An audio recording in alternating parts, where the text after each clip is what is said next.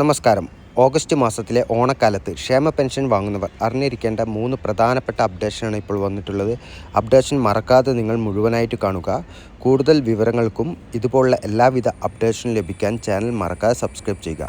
ആദ്യത്തെ ഒരു updation pension വിതരണവുമായി ബന്ധപ്പെട്ട് തന്നെയാണ്. ഓണക്കാലത്ത് പെൻഷൻ ലഭിക്കുന്നതിനായി സർക്കാർ ഇപ്പോൾ ക്രമീകരണങ്ങൾ നടത്തുന്നുണ്ട്. 2 മാസത്തെ പെൻഷൻ ഒരുമിച്ച്, അതായത് അഡ്വാൻസായി ലഭിക്കുമോ എന്ന കാര്യത്തിൽ അടുത്ത ആഴ്ച ഔദ്യോഗിക അറിയിപ്പുണ്ടാകും. ഓണത്തിന് മുൻപായി തുക അക്കൗണ്ടുകളിൽ എത്താനാണ് സർക്കാർ ലക്ഷ്യമിടുന്നത്. ഇനി രണ്ടാമത്തെ ഒരു അപ്ഡേഷൻ വന്നിട്ടുള്ളത് പെൻഷൻ വാങ്ങുന്ന രീതിയെക്കുറിച്ചാണ്. നിലവിൽ ബാങ്ക് അക്കൗണ്ടുകൾ വഴിയും നേരിട്ടും പെൻഷൻ ലഭിക്കുന്നുണ്ട്.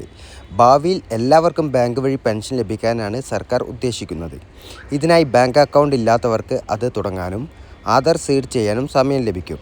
കിടപ്പ് രോഗികൾക്കും അവശതയുള്ളവർക്കും നിലവിലെ രീതിയിൽ തന്നെ പെൻഷൻ ലഭിക്കുമെന്ന് അറിയിച്ചിട്ടുണ്ട്. ഇനി വാർഷിക മസ്റ്ററിംഗ് ആണ് മൂന്നാമത്തെ കാര്യം. പെൻഷൻ മുടങ്ങാതെ ലഭിക്കുന്നതിനായി എല്ലാ ഗുണഭോക്താക്കളും ബയോമെട്രിക് മസ്റ്ററിംഗ് പൂർത്തിയാക്കണം. 2026 സെപ്റ്റംബർ 30 ഇതിനായുള്ള അവസാന തീയതി വരുന്നത്. അക്ഷയ കേന്ദ്രങ്ങൾ വഴി ഇത് ചെയ്യാവുന്നതാണ്.